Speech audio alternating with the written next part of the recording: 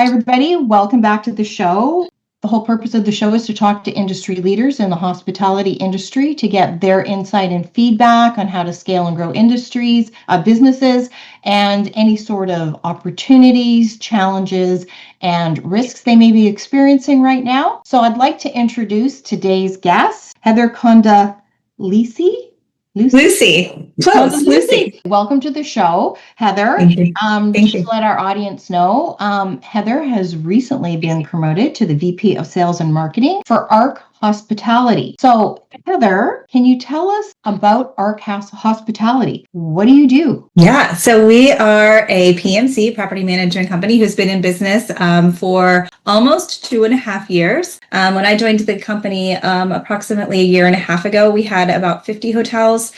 We currently have about 125 hotels, and we're not stopping. Good for you. Yeah.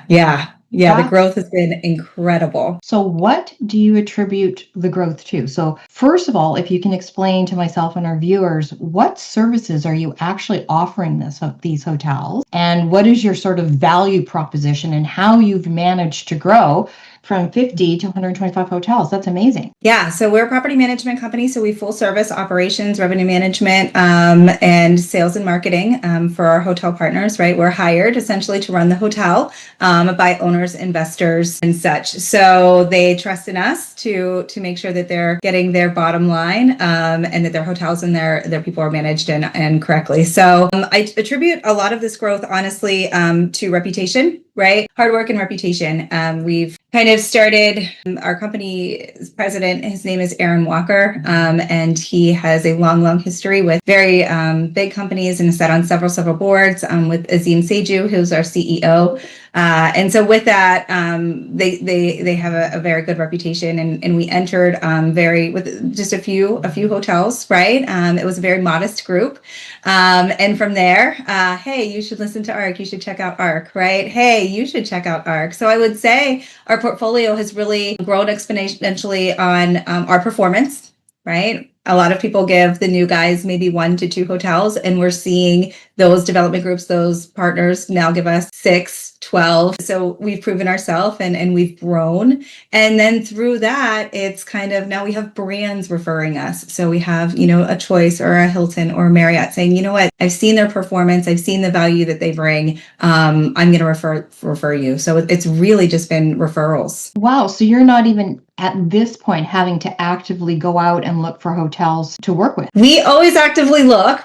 We do have a business development team, but no, at this point, we're getting phone calls, which is so exciting. So based on your reputation, what do you think your competitive advantage is? Like, what do you think you're doing specifically to help these people, to help these businesses? Sure. Yeah. So we've assembled an incredibly talented group of individuals, and we all bring a great, a different skill set, right? We don't all come from the same company. We don't all come from, the same hospitality background. And with that comes so much different experience and perspective.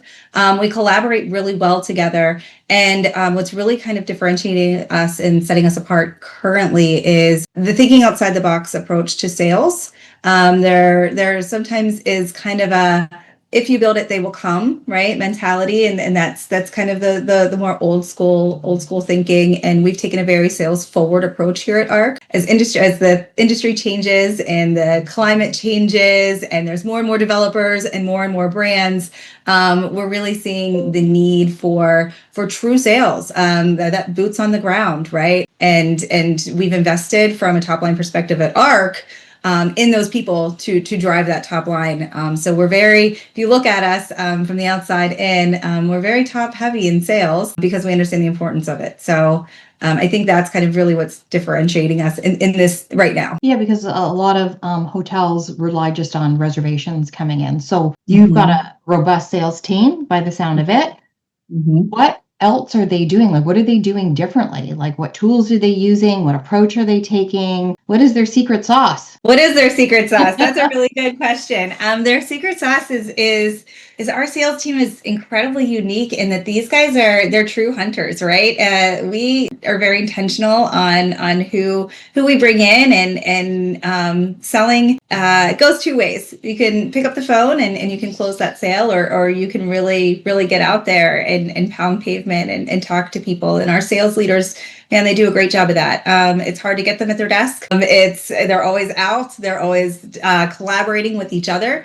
We have a great network where, they're sharing, hey, I just talked to this contact and they have needs in Arizona and they also have needs in Florida. So really having that close connection within the sales department has set them apart as well. But really that's a differentiator. I mean, we're not order takers. We can't be order takers. Not right now, right? Not with this market, the hospitality industry. My goodness, we're not in a great place, right? RevPARs are down, occupancy is down, there's transient leisure markets are down. So we really need that strong sales effort. And as we started to see the decline in 2025 in our competitors, we're experiencing it, but not as much. And it's because we've already had that mentality. We've already had it. We've already been doing it, right? So when we're good, we're selling. And when we're bad, we're selling. There's no break, if that makes sense. It does. No, congratulations. Yeah. That's excellent. That's really good. I come from, Oh, sorry to cut you off, but my background, and I think too, and quite a few of our sales leaders here come from Sonesta. So if you're familiar with Sonesta, they kind of built a brand during COVID. They unbranded the big guys and they rebranded as Sonesta. And that's where my background is. I worked for corporate Sonesta for 3 years. So building a brand, having an empty hotel, having a region of empty hotels, and kind of taking that into, okay, now how do we take that into these bigger, larger branded hotels? And it makes such a difference. That's fantastic. That's really great, because the whole industry since COVID has been struggling to try and get pre-COVID occupancies back. So would you say that occupancy and getting people into the hotel is your biggest pain point right now? RevPAR, ADR. ADR is our biggest pain point, I would say. The occupancy as a whole is there. People are going to travel, right? They're going to travel for leisure. They are going to travel for work. But right now, with budgets being cut, right, and the climate, we're in the middle of a government shutdown, for example, a lot changes. So where you would have maybe your Marriott loyal customer who would pay that higher rate, they're now moving over to OTAs and they're looking for that kind of more discounted rate. Maybe because of the company travel policy changed, maybe because their paycheck changed. The loyalty and just having that they're going to stay with us, we can push. Has significantly changed. The occupancy is there. The challenge right now and the pain point is really that ADR. And we're seeing that across the country. Mm-hmm. No doubt. So have you tried anything to improve the ADR specifically, or are you still competing with those online agencies? Yeah, we just the proactive sales. We need to know who's in our hotels, and if you booked through Expedia, why, right? Have the conversation at the line level, and our front desk agents are more important. They've always been incredibly important, but they're more important now than ever. If you're coming into the hotel booked through an OTA on a Tuesday, chances are it's not for leisure, right? So really identifying why our guests are with us, what they liked about our hotel, did they have a great experience, and what we can do to bring them back. Gaining loyalty, gaining trust is how you're really going to push that rate, right? Because you've got to have that base, that core base of business in your hotel. So how are you doing that? How are you working with the customers in that space to gain their loyalty? Yeah, it goes back to engaging our property teams. We do a lot of training here with our property teams. How do you answer those questions? We role play, for example. If I go into a hotel, I'm going to go into the front desk and not tell them who I am, right? Are we asking those right questions? What can we do to learn? And a guest can't just come in and it can't be a transaction. The transaction is always going to be there, right? Someone comes in, it's just like purchasing something. You're going into a store with the intent on buying a shirt. You're going to probably come out with the shirt, right? But if that transaction, if someone says hello when you go in, and if someone says, can I help you find your size? And then if someone comes back and they say, that looks great on you. That's a great color. Look at this, the next suggestion. Chances are the next time you need a shirt, you're going to return to that store. The same goes in hospitality and hotels, right? We don't want our property teams really having a transaction. Hello, what's your name, your payment, room. We need to go above and beyond. We need to have that conversation. We need to connect with our guests. And so from a sales perspective, that's kind of what I preach. I know my operation partners, that's what we preach. Our reputation at ARC has gotten us more business, but our reputation needs to proceed just beyond our hospitality, right? It really starts at the core and the heart of the house. And that's our general managers, our director of sales, our front desk, our housekeepers. We've all stayed in cold hotels. When you walk into our hotels, we want you to feel warm, right? And that's when we walk in, we want to feel warm, and we want our guests to feel warm. That's why you've got the competitive advantage, and that's why you've done so well, which is fabulous. So my next question, do you have any tools in place that your employees can leverage to help them do that? Either way, because on some of the conversations I've had with hotels, I come from hotel industry myself originally. Things are shifting in terms of what people expect for a customer experience, be it dollars, whatever.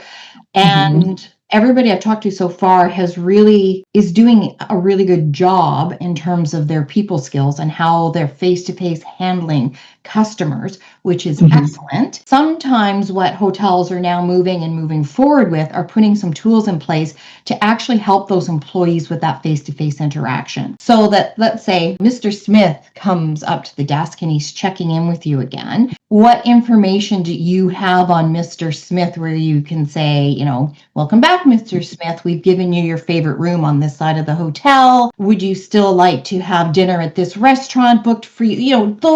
That kind of information where you've got a little bit of a profile that can give somebody on the desk or whoever the customer's engaging with a leg up in terms of how to engage with them. Yeah, so it's really not ARC specific or ARC wide, but it's very brand specific. I would say, there's a lot of AI being used now. Those text messages that you receive, right? The guest service agent, those automated messages. And we are able to use those through our property management systems and kind of respond. It allows us, those text messages allows us to respond in real time, what those challenges are. And what's great about that too is that if, you don't have a towel and you really needed that extra towel, you could sit on it. You could tell someone a text message. I feel comfortable texting, right? Most people feel comfortable saying, I need this or I don't need this via text message. So we see a lot of that, and we're able to in real time make the guest experience better. Right. So that's been really great in helping our guest service scores at some of our struggling hotels. AI, I think, more and more from a sales perspective, we utilize it quite a bit to tailor our messages to ensure that we kind of are speaking the right speak, right? And we're not saying the same thing over and over to the same people. It's not a copy and paste anymore. So AI has been really helpful in that from a sales perspective and kind of identifying those targets as well. And from an overall guest experience, I would say really those AI text messages, please don't ask me the actual names. I can get them for you. I'm in the sales world. I'm not, but those make a really big difference when we're reviewing guest service scores. There isn't applications or tools that you guys are providing. You are leveraging what's already within. We're leveraging the brands. Okay, so you're leveraging a number of different things. Okay.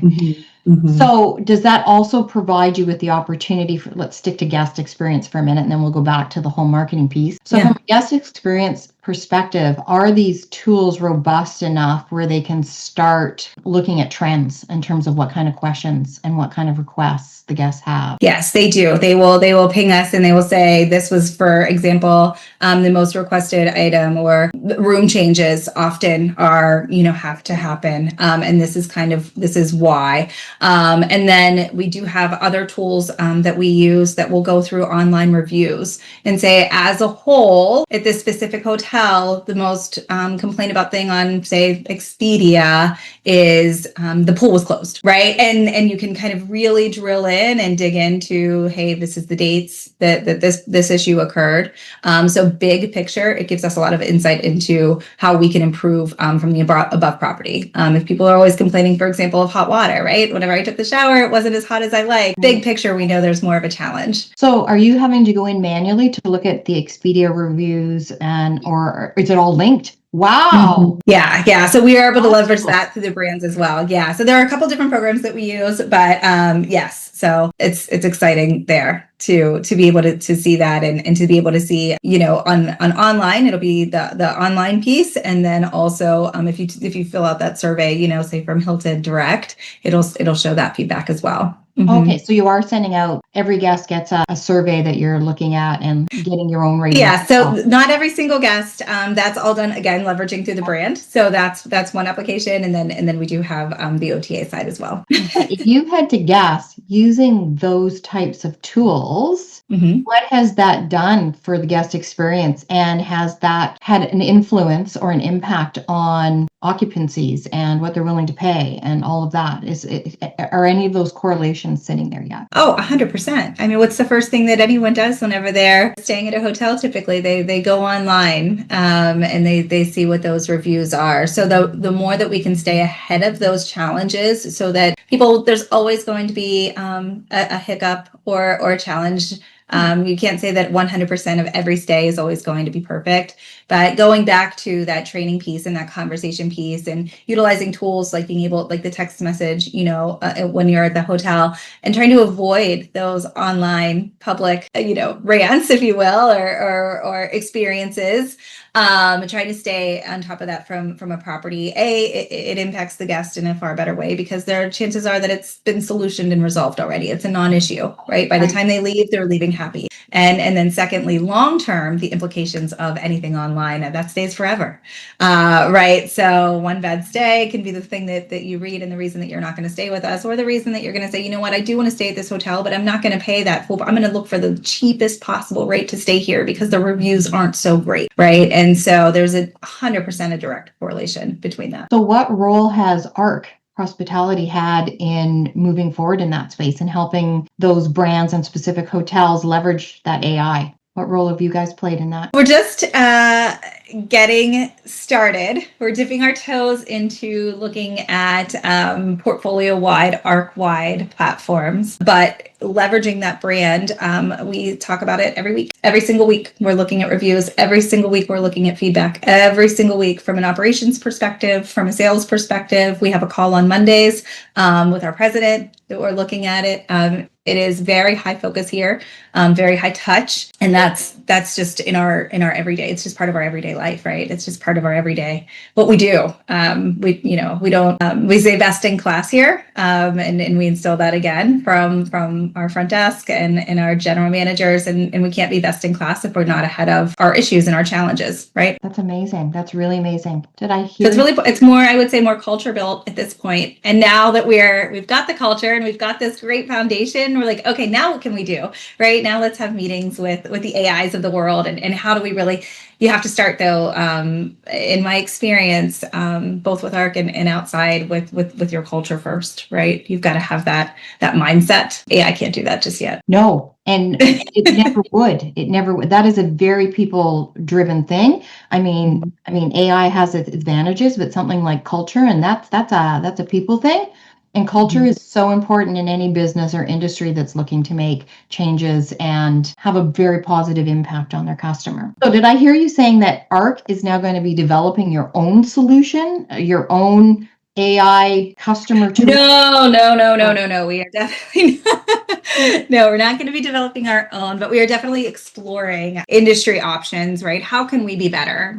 How can we, above and beyond our culture, how can we make things a little bit more streamlined? We're always having those conversations and looking and exploring and seeing what we can bring on to make it better. But again, big believers that it can help. It can expand upon what we already have. But if you already don't have that core, then it doesn't matter, right? That's kind of how we feel right now. But again, we need to stay on top of the trends, and more companies are going towards AI. I think our fear is just, you can almost tell now when you're talking to a robot, right? Like, when you get a chat GPT or, when you get those, and it's fine, or Pilot, and hey, I do it, you do it, we all do it. We're all, because it makes our life easier. So where's the balance, right? Where is the balance where we're leveraging these great tools, but we're still have that human touch? Insight is very powerful. powerful. Very, very powerful. I 100% agree, because the people side of things and the service for people and the interaction is absolutely everything in the hospitality industry. That's why I love it. And it's near and dear to my heart. But I do think there's a place for AI to augment, to support people supporting people, right? It's not there to replace.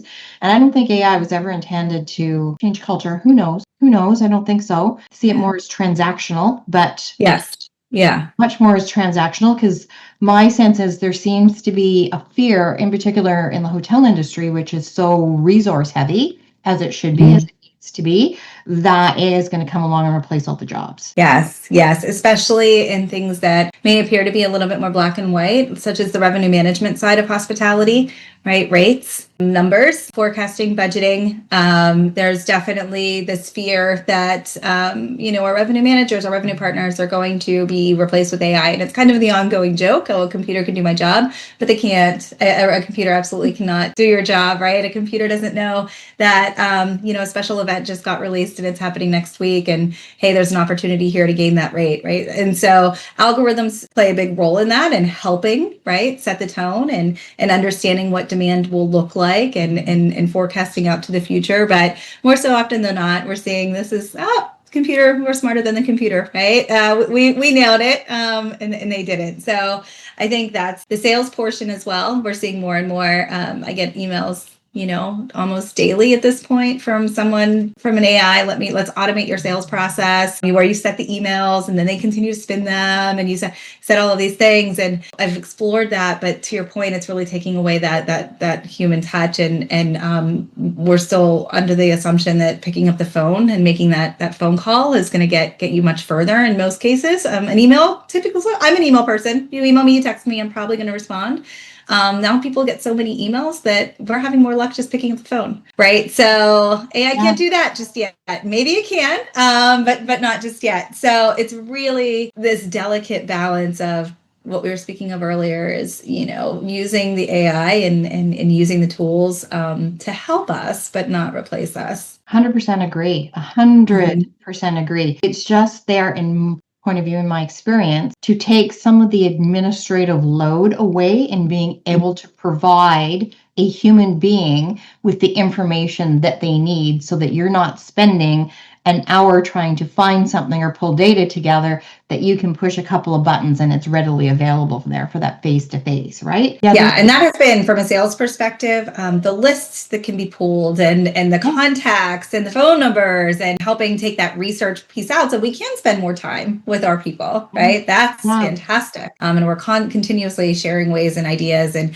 hey, I use this platform and this platform for this, and this really helps pull this leads list together for me. We're continuously doing that so that we can be out more socializing, right? And I love that. I'm a huge advocate of that. Work smarter, not harder. There's so much opportunity. Yeah. Yeah. Oh, I like that. Work smarter, not harder. And I think AI does give us the ability to do that for sure. We're all guilty of, hey, these are my thoughts. Can you just make it an email, right? Like, I don't want to think about this. I haven't had my coffee yet. Like, make it an email for me and shoot it out. That's fine. But you still have to have your thoughts. Right? Even if it's just a draft, it's a good place to start, because sometimes just having a place to start can be so challenging, right? Right. The Correct. fact that you can just put in, here's my thoughts, and it'll give you something that you can then work with, right? Mm-hmm. Yep, 100%. One of the things I find easier in my life. Much easier.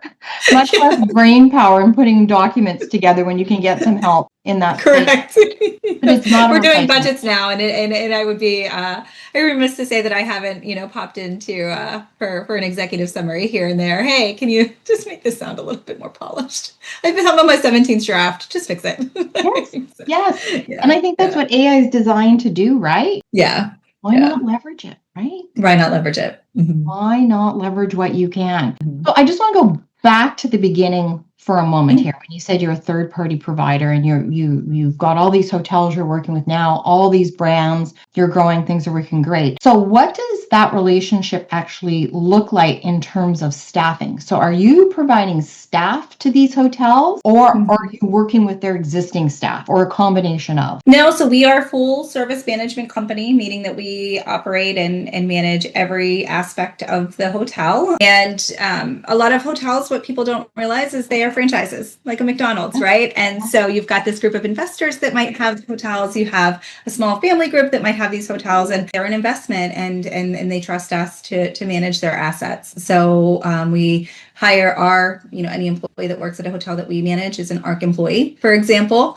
So yeah, from start to finish, these hotels are fully managed by ARC Hospitality. So from the general manager all the way through. Interesting.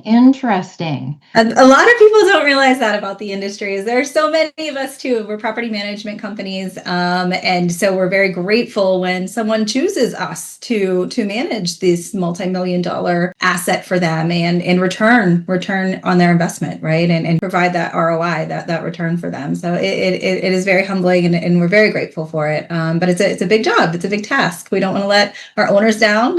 We don't want to let our team down, and the competition is steep. There are a lot of property management companies, right? So I've been out of the hotel industry for a little while, and I'm just circling back in. I had no idea. Because the brands themselves, like Hilton or Sheraton, used to do all of that. So it sounds like the industry is really shifting, is what I'm learning. Very much. Wow. Yeah, there are a few brands that own still, but for the most part, most have turned into the franchise model. Which is that is a massive shift in the industry. Massive shift.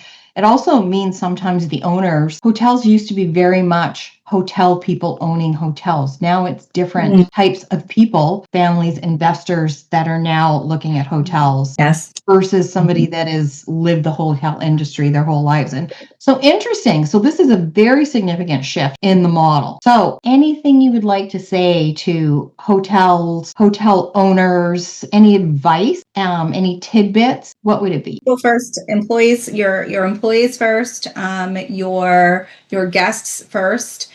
Get that right, everything else will follow. Treat your people good.